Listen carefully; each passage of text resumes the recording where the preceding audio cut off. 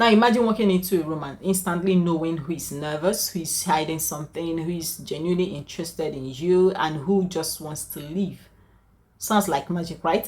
Well, here's the truth. It's not magic. It's a skill. And once you understand how to read people, you will never see the world the same way again. Most people walk around only hearing words, but if you really want to understand someone, you need to see the things they are not saying. In this video, I'm going to teach you how to read anyone instantly. Their emotions, their intentions, and sometimes even their secrets, just by paying attention to what most people miss. By the end of this, you won't just hear what people say, you will understand who they really are. Step 1, stop listening with your ears, start listening with your eyes. Most people believe communication is all about words. It's not. Words are only the surface. If you want to read someone instantly, watch them when they are not talking. Look at their body, their face, even the tiny movements that they don't realize they are making. For example, foot position. If someone's feet are pointing toward the exit while they are talking to you, their body is already halfway out the door. They want to leave.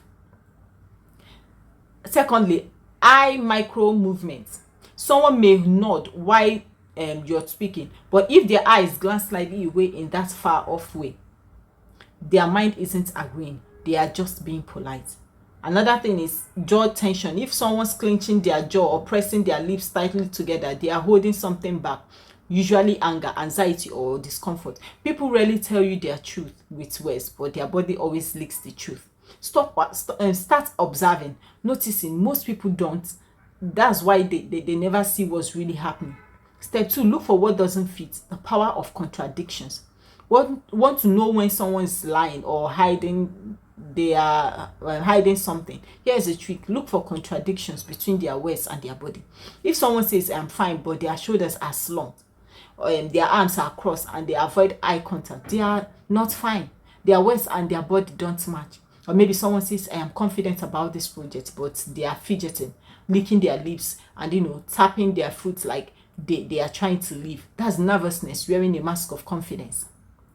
When words and body language don't line up, believe the body. It almost never lies. Step 3, watch the first 5 seconds. The first 5 seconds you see someone are pure gold. Why? Because most people only control their expressions after they've had time to think. But in those 5 seconds, the real emotion leaks out. That's when you can catch a flash of annoyance before they fake a smile, or a quick spark of excitement before they try to play it cool. Train yourself to notice the very first expression on someone's face when they see you. That's the truth. Everything after that usually rehearsed. Step 4, listen between the words. Here's what experts know. People tell you more in what they don't say than in what they do. When you ask someone a question, they don't hesitate before answering. That pause is information. When they give an answer but suddenly change the topic, that's a clue. Reading someone isn't about interrogating them. It's about listening between the lines. Do they give short answers? They might be closed off or hiding something. Do they over-explain?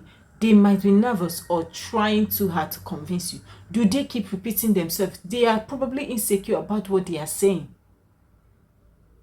Silence, hesitation, overcompensation, all of these are messages, but only if you know how to listen. Step 5, look at the patterns, not just the moment. Reading someone isn't just about catching one expression or one gesture. It's about spotting patterns. Anyone can fake confidence for 5 minutes, but watch them over time. Does that confidence hold? For example, a confident person walks with an open posture everywhere, not just when they know they are being watched. A dishonest person often slips up. Their story changes slightly when they tell it again later. A nervous person may laugh at inappropriate times or overcompensate by being overly friendly. When you look for patterns, you stop being fooled by temporary masks. You start seeing the truth beneath them. Step 6, use your gut. It's smarter than you think. You know that feeling when you meet someone and something feels off. That's not paranoia. That's your brain picking up on micro signals you can't consciously process yet. Most people ignore that feeling. Experts don't. When reading people, your gut is one of your most powerful tools. If something feels off, It usually is. If someone makes you feel tense, your body is picking up on subtle danger cues. But here's the key. Don't stop at the feeling. Ask yourself, what exactly is off? Is it their words, their tone, their body language? Put it into words. The more you practice, the sharper that intuition becomes. Step 5, mirror them to see the truth. This is one of my favorite techniques. If you subtly mirror someone's posture or tone, you will notice something powerful. They either become more comfortable or they resist. Why does this matter? Because mirroring by mirroring bypasses the surface and tests their emotional state.